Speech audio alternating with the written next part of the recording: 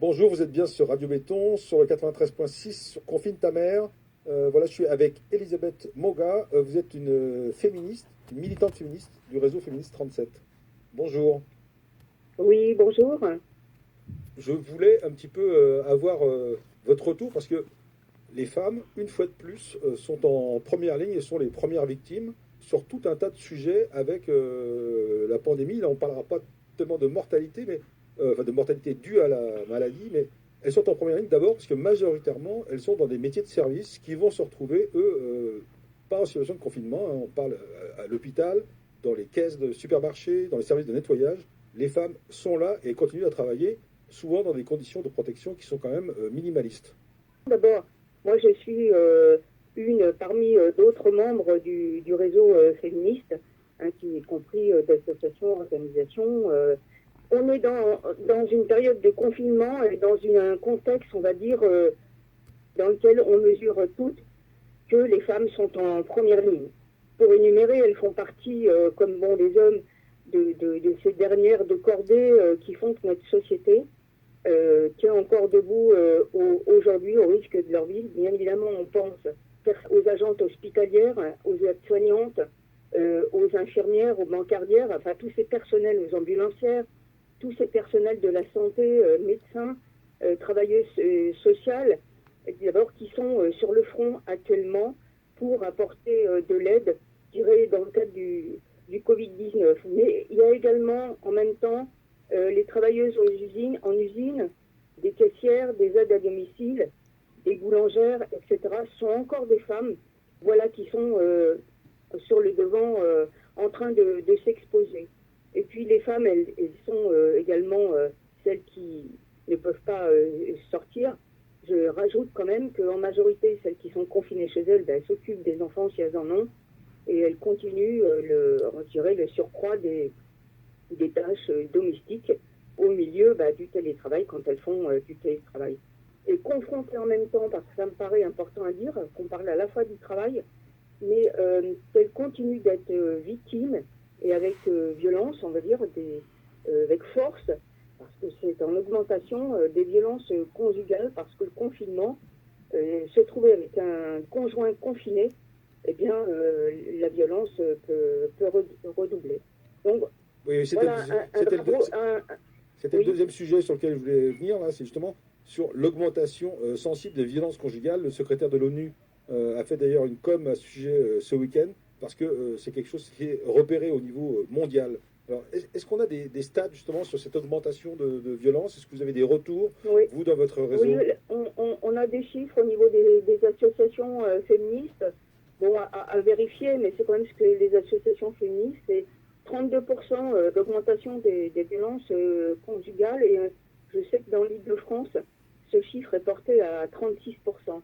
Donc, je crois qu'aussi sur les réseaux, on mesure bien cette augmentation des violences.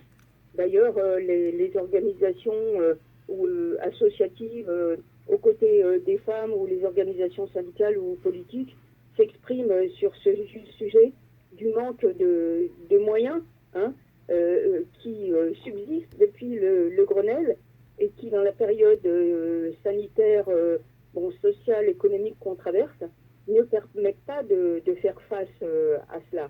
Donc, effectivement, c'est aussi ce qu'on dénonce.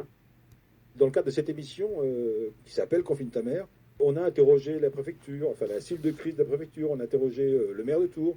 Tous ont essayé de nous sensibiliser, enfin de nous dire qu'ils étaient sensibilisés à la précarité de la situation de certaines femmes. Est-ce que vous ressentez, vous, qu'il y a une écoute spéciale, ou alors ce ne sont que des paroles et pas des actes? Une écoute spéciale à leur niveau. Oui. Et ça, bon, quand on est confiné, c'est bon, un peu difficile à dire, mais moi, si j'en crois l'expression des organisations sur les réseaux, les contacts qu'on a les unes et les autres, qui soient sensibilisés, ben, je dirais qu'il est temps quand même, parce que la colère des féministes en général, c'est quand même de rappeler que l'année dernière, il y a eu 151 féminicides, donc c'est pas non plus un chiffre à banaliser. Et évidemment, ça prend de l'ampleur, parce qu'après MeToo, et par le fait que les féministes et leurs organisations eh bien, ne cesse d'alerter les pouvoirs publics, alors qu'on sait très bien que M. Macron il avait décidé de faire de ce quinquennat la cause des femmes une de ses priorités.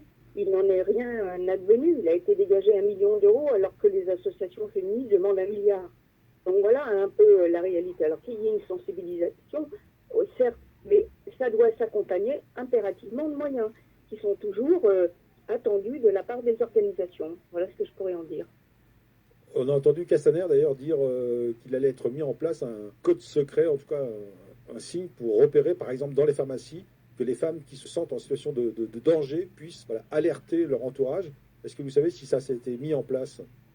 Alors, il y a certaines choses, oui, c'est ce qui est annoncé. Moi, personnellement, je n'ai pas vérifié savoir ce qu'il en est, mais il faut vraiment, si la police doit avoir une efficacité en ce moment, c'est tout de même de répondre dans le 17, parce qu'on donne quand même un certain nombre de conseils. Moi, personnellement, en tout cas, je relais aussi beaucoup d'informations de ce sujet dans les réseaux, y compris dans les boîtes connues autour de nous, des boîtes mail, eh bien, de refaire connaître systématiquement qui appeler, comment appeler, et des façons de confinement, on conseille en cas de confinement, les femmes, elles ont le droit de fuir. Hein, elles ont le droit aussi de s'en aller chez elles et d'aller se recueillir. Le premier pas, ça peut être en pharmacie. Mais tout ça pour dire qu'on constate dans cette grave crise que les moyens manquent terriblement. Ça, quand même, il faut le dire. Le troisième volet de cette interview, c'est le confinement engendre des problèmes d'accès à l'IVG, aux moyens de contraception, en tout cas à tout un tas de visites médicales. Donc les féministes, au niveau national, demandent une augmentation du délai légal. Est-ce que vous pouvez nous en dire plus? Oui, bien évidemment, nous demandons l'augmentation des délais. Nous réaffirmons d'ailleurs une proposition de loi qui avait été adoptée au Sénat il y a quelques semaines pour un passage de l'IVG de 12 semaines à 14 semaines, qui a été ensuite retoquée et sur lequel le gouvernement n'a pas lâché à ce jour. Alors, sur cette question d'IVG, on sait que de tout temps, ce droit est menacé. Il l'est encore plus aujourd'hui, pas seulement en raison du Covid-19, mais tout simplement parce qu'il y a des dizaines et des dizaines de centres d'orthogénie, de maternité qui ont fermé ces 10 dernières années. On ne fait pas comme si on découvrait aujourd'hui la situation des hôpitaux, la situation sanitaire, alors que les personnels de santé ne cessent de le dénoncer depuis 10 ans. Donc, on est en manque déjà de centres, et c'est vrai que la crise sanitaire aggrave les choses. Alors, j'ai vérifié, mais je n'ai pas pu le vérifier jusqu'au bout, auprès notamment de Tours, je ne sais pas si vous avez eu au niveau du CHU, le centre d'orthogénie indique sur le Facebook qu'ils ont pris des dispositions pour maintenir leur activité d'interruption volontaire de grossesse. Si c'est le cas, on s'en félicite et merci au personnel de santé parce qu'ils peuvent appeler, un numéro, je le donne là parce que ça peut être utile, 02 47 47 47 43, si les personnes ont besoin de contraception. Alors le gros problème, c'est qu'avec cette situation sanitaire, il y a vraiment absolument nécessité de maintenir obligatoirement l'activité IVG, de fourniture de contraceptifs, et également la fourniture de masques, de gel hydroalcoolique aux structures concernées pour quand même elles aient les moyens de continuer de fonctionner.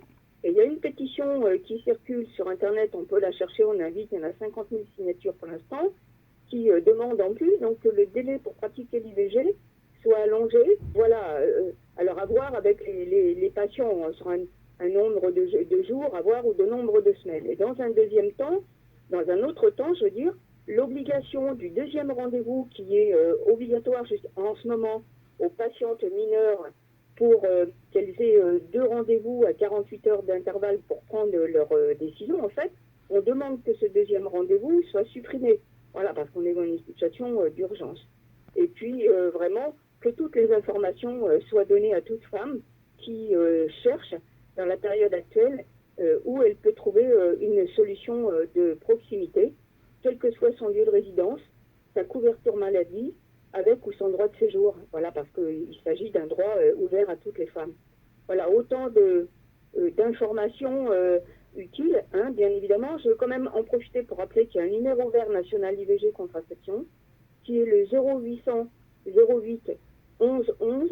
Donc, si les auditrices notent ce numéro, voilà, sachez que on peut avoir des informations fiables à ce numéro pour savoir où s'adresser. Mais je dirais que l'urgence, alors que le gouvernement a pris des ordonnances, notamment sur le travail, eh bien, il peut prendre aussi une ordonnance pour que l'accès à l'IVG se fasse aussi dans les mêmes conditions, dans des conditions d'urgence, et que les moyens, toujours à l'hôpital public en général, eh bien, soient mis en œuvre, parce qu'à ce jour, les personnels de santé n'ont pas trop vu la couleur. Voilà un petit peu le coup de colère, je pense, partagé des féministes sur le sujet. Ok, très bien.